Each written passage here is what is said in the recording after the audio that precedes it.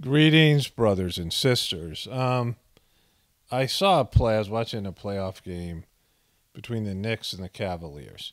And you can see this wonderful image. I went back and grabbed it with my phone, the whole play, because it had three players flopping at the exact same time. Right? Three players all trying to get a foul called by flopping and acting. And there are two things that are wrecking the entertainment that is the NBA: the flopping and the officiating. And then, I was going to make this video and time went by. I didn't have time. It's just an extra video I wanted to make here. I didn't think it was like really like celebrities dropping like flies so much, even though it is. I just wanted to keep it separate, right?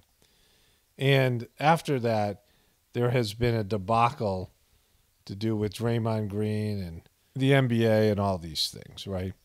And so, I've known for a while that sports are rigged, and whatever that means. Like there's different ways to look at it. But these are officially labeled entertainment organizations, and they can legally rig the outcome of these games, just like wrestling is entertainment, right? But sports is a lot better because they do play a game. They do have the skills that are on display, and games are played, but the outcome can be dictated by the powers that be to get the most value out of their entertainment, right? But I don't care about that because I played sports for years. I stopped watching sports for about 10 or 12 years, during when I first was doing my spiritual practice, and I stopped playing them because I played sports through well into my 20s, and then I just really didn't have much interest in it. But now, as the world's collapsed or is collapsing, I enjoy watching it as entertainment. I don't care if it's rigged or not. I don't care any of these things, right? And please don't say that it's magnets. Like, if you say that it's magnets in basketball, that they're using magnets, I'm going to auto ban you. Just don't say it. I understand that there's that theory. It's a bad theory. Both, you don't know anything about basketball or magnets, right? You don't know how magnets work or basketball. It wouldn't work, right? And that's not what's happening. But there is, ways to rig the game with officiating. But basketball has gotten better as entertainment. The shot making, the athleticism, and the play itself. And, it was very, they used to play kind of a mall ball where they had thugs, and, they would manhandle they kept the skill level down during the playoffs because it was just so physical. They made it better, made it more of an offensive game. They've expanded the range of the three-point shot and things like this. And it's made it a lot more entertaining. And, for me, I don't watch commercials, and, I tape the games, and I can fast forward a game or not watch it if it's a blowout and see if, there's a comeback or something, right? I don't have to sit through the whole thing. But the flopping is atrocious. It's so bad. And the officials condone the flopping by rewarding it constantly. And then there's just the officiating itself, and it's become something where it wrecks the entertainment. It's almost like they're bringing this element in because of everybody's wokeness, and people are more conspiratorial, and good conspiracy theories sell, and it brings something to talk about for the sports pundits. So it seems like they're adding drama. And the whole reason I watch sports personally is because it reminds me of a simpler time, both, globally or, locally or, in America, and in my life personally, right? I don't, I don't watch it for drama. I don't watch it for stress. I don't watch it for, anything other than, it takes my mind off of other things, right? When I just want to relax and I don't want to think about anything. And, that's when I watch sports, right? And when you add drama, when you add politicizing, when the players have become political, and they have a political agenda, and then they, have all these other aspects to it, to add drama and add whatever intrigue and, scandal or whatever it is, it just sucks the life out of it for me. And I think it is for most people. So I want to show you the play and then talk about the Draymond Green thing and then what happened in the Sixers game last night. And even if you don't follow basketball, it's kind of, I think, interesting on lots of levels. And so first there's a comment somebody left. Hopefully I can find the comment here. The person, that's not it. The person wrote, that's not it either. Okay, so I found it here. The person asked me, "Oh, Paul, question for you. My kid wants new basketball shoes." He said, "Ja Morant." I said, "Absolutely not." I offered a pair of Kyrie's, but who else has some shoes out who I wouldn't feel terrible about supporting? Well, I don't give advice about anything. Like, I always want to make that clear, but in my opinion about this subject, if I was going to buy basketball shoes, which sometime I might, I'd like to shoot some, I'd like to have a hoop sometime and just be able to go out and shoot. I haven't done it in years, but it'd be good exercise, and I think my wife would do it as well. And if I was going to get basketball shoes, I'd probably get Nike shoes, even though I dislike Nike as a company, because it's the one that fits me the best, right? And, I talk about this with my wife all the time. We only know the demonic nature of the companies that we know about, right? Pretty much all major companies have some dark stuff that they're doing. And so I don't stress about it. Like, I don't stress about which company to support or not to support. I mean, if there was some choice where I absolutely knew a company was behaving ethically and I wanted to support them, then sure, I would, do that. But I don't know if that's even a possibility at this point, right? So having said that, I would just get the ones that fit the best and the ones that are going to, because of, in basketball shoes, you want to have soft, the bottom should be soft. Some of them are hard. I got Adidas years and years ago when I was in my playing days, and the bottoms were so hard it caused me to get a back injury or whatever. So, finding the ones that fit you the best and forget about the politics. Because, if there was active boycott, if we could get people together to boycott things, that would be one thing, but we can't do that. I tried to do it. Nobody responded, right?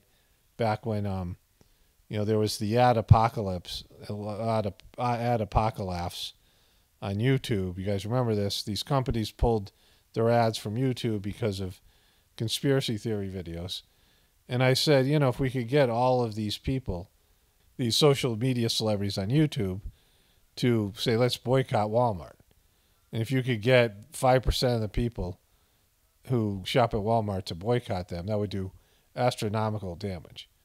And it wouldn't be hard if you had all these social media people getting the word out and to go after one company or another, and that would be a way to express power. And I don't know if that would even work because of the nature of things. In the past it would have worked, but I don't know if that would work now. But again, boycotting something to me it just hurts you. Do whatever you need to do for your convenience, because the companies will be taken out of existence when the system goes down anyway, right? Like, I don't think we need to do anything. And then in terms of kids, kids in America always rebel against their parents anyway.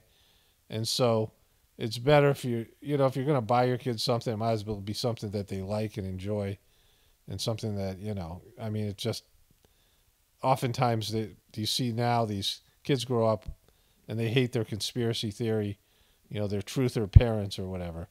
And, because of the way the system is. So if I had to do it differently, I would have talked less to my kids about these things, because, they're kind of into them, and I'm glad they have the information, but just because you give them the information doesn't mean they're going to believe it or accept it. It seems like most of the kids of truther parents are really sheeple oriented, and sometimes they're like sheeple on steroids. Remember, there was that stuff that happened at that event in January event of Trump's election or non-election, and you had the kids seeing videos of their parents and then ratting their parents out, right? Like, that was, their parents were seen on video by the kids, and the kids went to the authorities and said, yeah, that's my parents. So, that's what's happening. So, if you're going to buy something for your kid, I would not make it like make it wreck it by doing truther things that the kid resents trutherism and your beliefs because, you know, I mean, again, not giving advice. That's just the way I look at it. But anyways, let's get to this this video here. Bronson, no, missing from mid-range, and then Randall commits a foul, hitting Garland in the face. All right, so the big guy who's probably like 6'10", who plays for the Knicks in the blue uniform, is Julius Randle. The small guy, who's probably about 6 feet, is Darius Garland, who's bent over and plays for the Cleveland Cavaliers. And the medium-sized guy, Cedi Osman, also was involved in this. That's 4 on Randall, third team foul on the Knicks. So I don't know when it's happened. There was always sort of floppy and some acting, but it's got worse over the years. But now when a player gets hit in the face because of the flagrant foul 1 and 2, they're told to bend down and act like you really got hurt. And maybe the officials will go take another look at it to see if there was some, you know, a flagrant foul. And this is what Garland's doing here. He's pretending he got hit so hard, and he really did. So they might look at it, see if it's a, you know, it's a flagrant foul. And they got this from soccer. I don't know if it's the European players brought this in. Luka Doncic is one of the worst, but it's a lot of them. You know, it's pretty much every player now. Anytime there's any kind of blow close to, sometimes they don't even get hit, and they'll flop and they'll act like this, and see if they can get some kind of a, you know, it just wrecks the game. It's just, you know, it's hard to watch, right? So Randall hits Garland in the eye, then Cedi Osman hits Randall, and all three of them act like some sort of catastrophe happened, right? So Garland, he's going back, Randall's flopping, and then Cedi Osman holds his head there. So Randall barely hit Garland, but it was a foul. And the other two guys ran into each other, and so it shouldn't be a foul in either one of them. And they all act like they get hit by a freight train, right? And I'm looking at this going, this is just what sucks about it. Too much bad acting, and you could see it at home, and I don't know why the refs can't see it or what they've been told to do, but they're being manipulated here, and it just wrecks the show. Like, it's just really bad. So I sat on that for about 4 or 5 days, and I was going to cover it because I was like, oh, this just sucks. Because, you know, this is when it's supposed to be the best time to watch basketball or any sport, playoff basketball. And so the Golden State Warriors, who I am a big fan of in the way that they play. I really enjoy watching the Warriors play. We're playing against Sacramento that plays in a similar way. And there are 7 minutes left, and the Warriors are down by 4 points. Certainly a winnable game for them, right? And you're going to see this guy here, Sabonis, who's a second-generation basketball player, and Klay Thompson, who's a second-generation basketball player. Their dads both played the NBA, right? Sabonis' dad is, you know, he's Russian. And here Klay Thompson is trying to box out Sabonis. Klay Thompson is a much smaller guy. And Sabonis, who's been flopping the whole series, is going to flop on the ground and fall back here right around Draymond Green's leg. And clearly, you know, Klay Thompson did make him do that. It's a complete flop. And then Draymond Green, he's going to grab Draymond Green's leg. Draymond Green's always, you know, is somebody who has like mental issues or whatever it is. And he has kicked a guy in the nuts in a playoff game. He's had some issues, right? This year he punched a teammate and the video leaked. So, you know, he does a lot of dirty stuff himself, right? But, you know, there was the Kings' strategy to try to sort of trigger Draymond Green. So after Draymond Green stomped on him, Sabonis laid on the ground for a long time, reeling in pain, like just acting. Like, oh my God, I can't take it. I mean, just, you know, hamming it up, right? And then he goes back and plays the game, right? If you're going to reel in pain this much, you don't go back in, right? Like he went in playing the rest of the game and then played the following game. No severe injury. Oh my God, I'm crushed. He stepped on my stomach. And it was just, and then so they ended up ejecting Draymond Green and then suspending him for a game. And people are very upset at it. They'll show the play here again. So you're going to see Sabonis here. He's going to flop, right? He just falls back. And, you know, it's a very common thing to do now. and he goes down, and he just grabs Draymond Green's leg here. He's holding on to it, which they did a couple of times. Like they're trying to provoke him because they know he might snap and do something like that. So Draymond Green stops on his chest. That isn't, I mean, it looks bad, but it's not. These guys are, in shape, fit, whatever it is, right? And he just, whoa, then he's like reeling in pain here. Like it's the worst thing that ever happened. And so then there was a reaction to it because let me play you a few of these clips. So he's asked what happened in that sequence with Draymond. Let's play our basketball. Look at the fans. This is it, We're here to fight, So he says we're here to fight, but he doesn't say anything about it was a dirty play. Like he's not, I need to go to the hospital. I got broken ribs. He reeled on the ground forever. Every time we step on the floor, we're going to give everything for our teammates and the franchise. So he doesn't say anything, right? Because he flopped and he acted, and it was part of a strategy. Draymond, can you just walk us through what happened there? My leg got grabbed. Second time in 2 nights. Referees just watch it. I got to land my foot somewhere.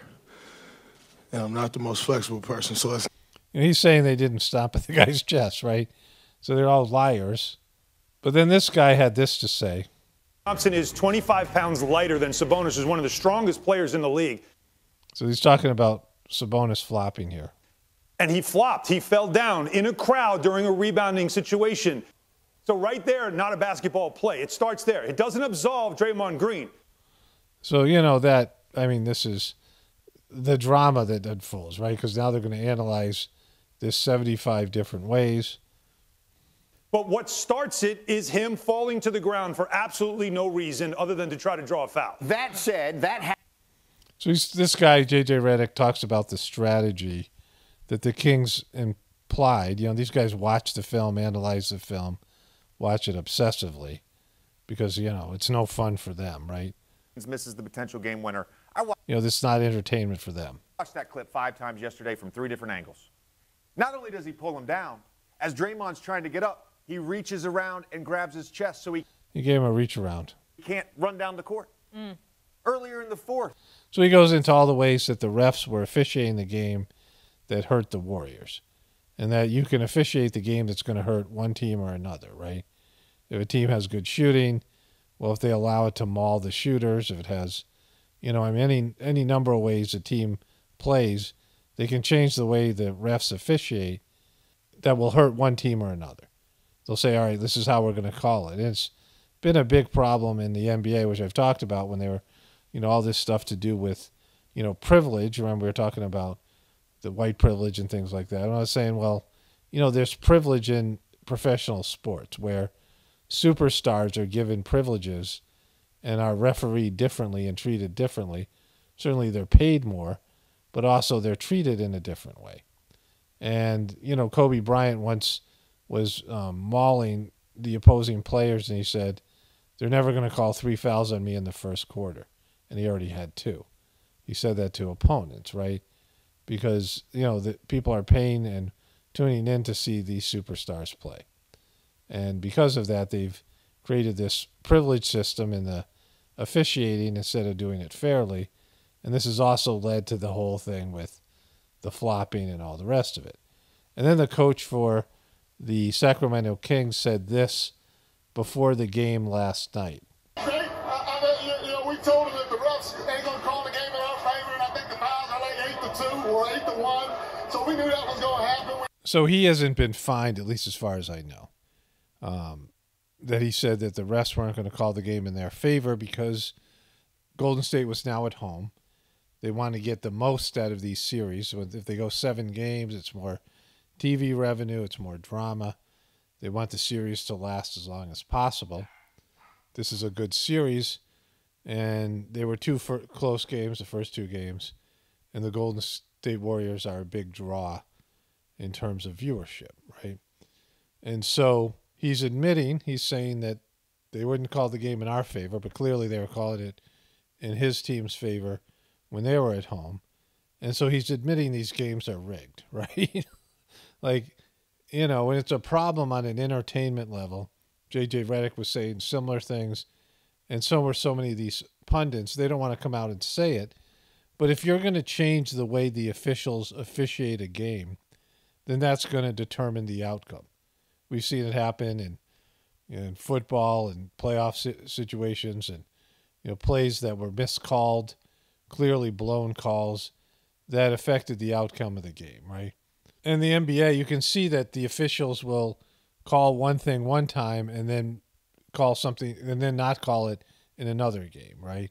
Which means that they're changing the way they officiate based in the team, the player, the circumstance, whatever it is, right? So they are controlling the outcome of the game. And nobody wants to see that. Like, if you're going to make it entertainment, you're going to fix the games, fine. Do it in a way that you don't bring it to people's consciousness. It's when you see a movie where it's so clearly a movie and you can't relax and get into this universe that they're creating, the illusion, because, they suck so bad at it, right? That they're, basically telling you the whole thing's rigged. So I think the Golden State Warriors game was on Monday. And Draymond Green was suspended, I believe, on Wednesday. And then Thursday night, last night, they had their third game. So that was that game. Before that game was a game between the Philadelphia 76ers and the New Jersey Nets, Brooklyn Nets. And there was controversy in that game because of what happened with Draymond Green. And so then the following day after Draymond Green was suspended for Game 3 against the Sacramento Kings, the 76ers played the Nets in Game 3 of their playoff series. And this guy, Nick Claxton, dunks on Joel Embiid. And they had been talking smack to each other in other games. And so he steps over Joel Embiid, which is considered an act of disrespect. LeBron James did it to Draymond Green, who punched LeBron in the back or something. And he got suspended for a finals game, right? So it's considered an act of disrespect. So Joel Embiid tries to kick him in the nuts and misses, right?